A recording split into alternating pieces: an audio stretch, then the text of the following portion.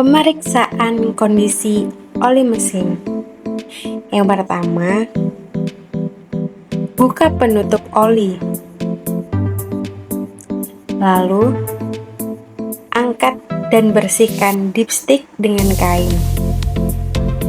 Setelah itu, masukkan kembali dipstick hingga menyentuh dasar. Lalu cabut dan periksa ketinggian oli pada skala dipstick.